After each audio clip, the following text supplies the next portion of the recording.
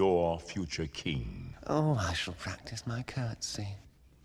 Don't turn your back on me, Scar. Oh no, Mufasa. Perhaps you shouldn't turn your back on me.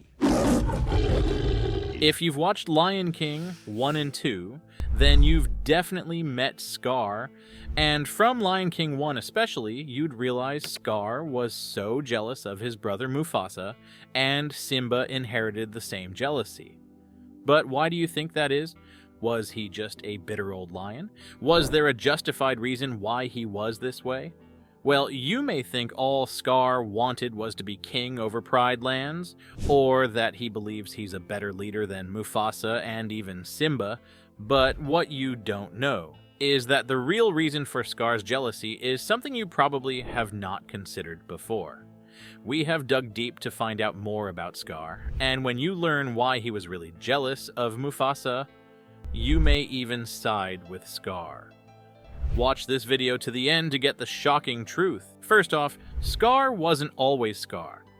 Once upon a time, he was known as Taka, but we will go deeper into this origin in a bit. Let's start from what you think you know. In the Lion King one, Mufasa is king, ruling over Pride Rock with his majestic roar and apparently everyone's undivided adoration. Enter baby Simba, the heir to the throne. We see that this seemed like the beginning of Scar's breaking point. Up until this moment, Scar probably held out hope that the only thing standing between him and the throne was Mufasa's demise. Maybe he would fall off the edge of a cliff or something, but Simba's birth squashed all that. Now there was 2 generations of lions standing between him and the throne, and as we noticed in The Lion King, Scar wasn't exactly thrilled about this. I'm gonna be king of Pride Rock. Oh, goody. So, to improve his chances of becoming king, Scar partnered up with the hyenas and promised that they would rule with him if they helped him take the throne, all in exchange for more food. When they agreed, he orchestrated the famous elephant stampede and made sure young Simba was caught in the middle, knowing fully well his father Mufasa would run to save his son. In one fell swoop, Scar could end the entire 2 generations of lions between him and the throne.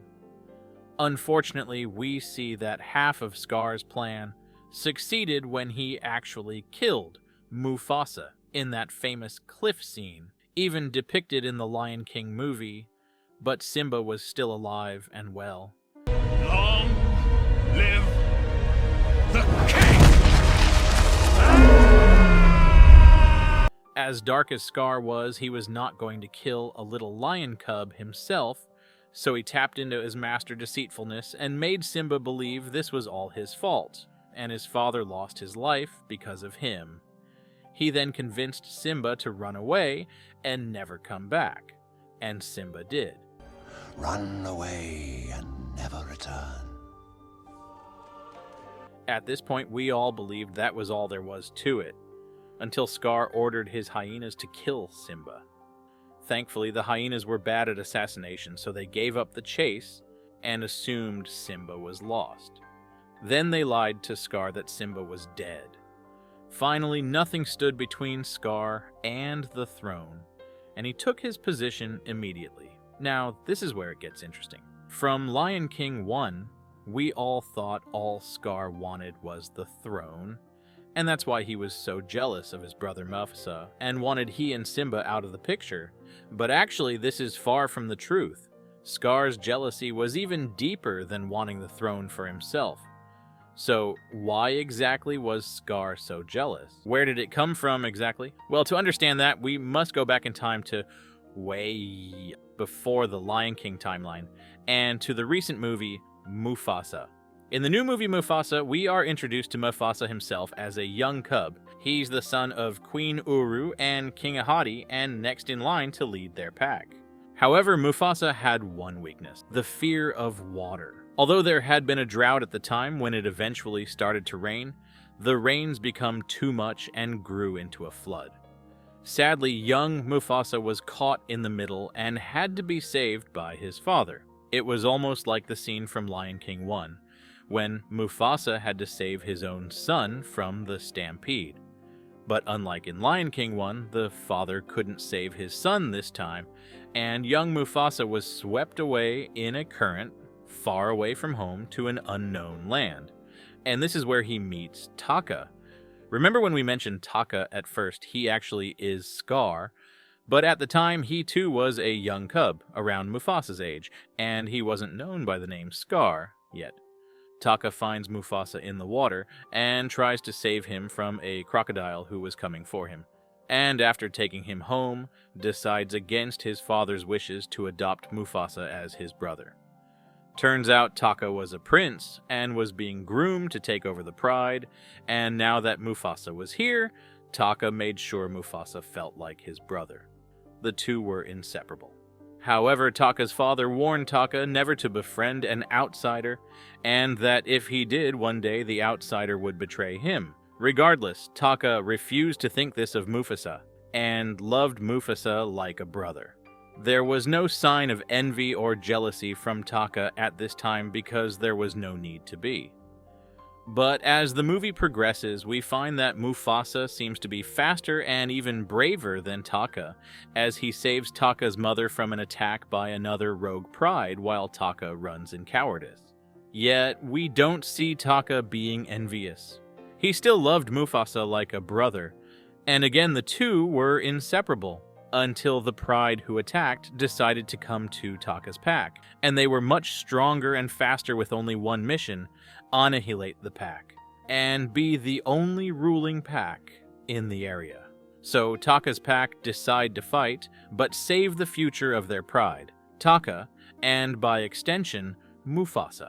By now, the two half-brothers were young adults, and they were sent away from the danger of the fight in search of greener pastures, a place called Milele, a land where they could live forever in peace and harmony.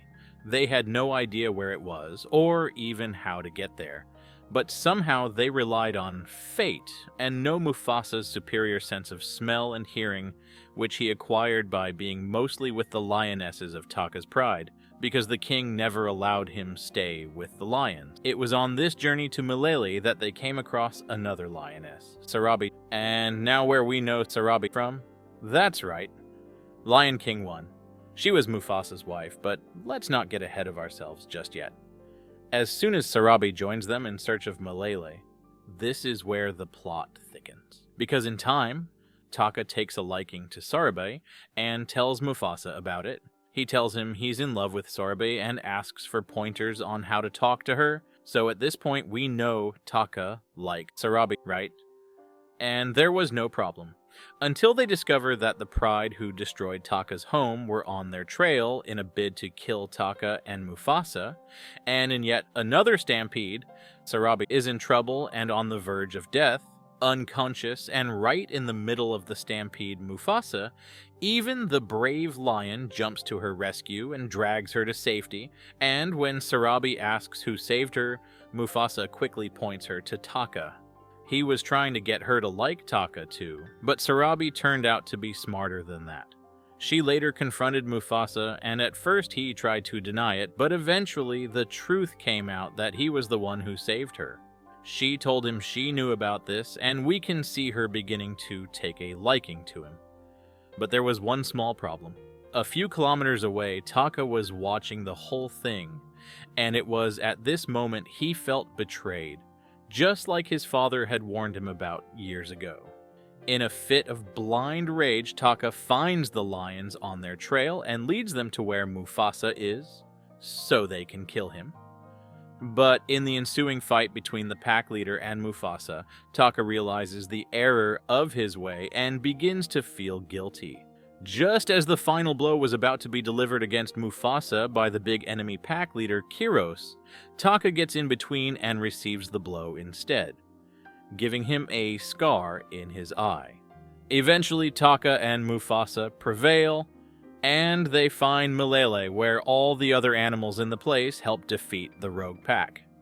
But what Mufasa didn't know was that his long-lost mother had been in Milele all these while. And although his father was gone, he was reunited with her and takes his place as the king, as all other animals adored Mufasa's leadership. But where did that leave Taka after his betrayal? Did Mufasa exile him? Well, Mufasa in his mercy proclaimed that Scar will live among them, but he would never say his name, Taka, anymore. Taka then agrees to be called Scar, so he would never forget the scar on his face as a sign of his betrayal. And this is how Scar comes to be. Can we blame him for these actions? Since they were cubs, all Taka did was adore Mufasa. How deep can our understanding reach for his betrayal? Now the entire Lion King makes more sense, and we can see where Scar's deep-rooted jealousy comes from. So what do you think? Now that you know, is Scar's jealousy justified? Let us know in the comments.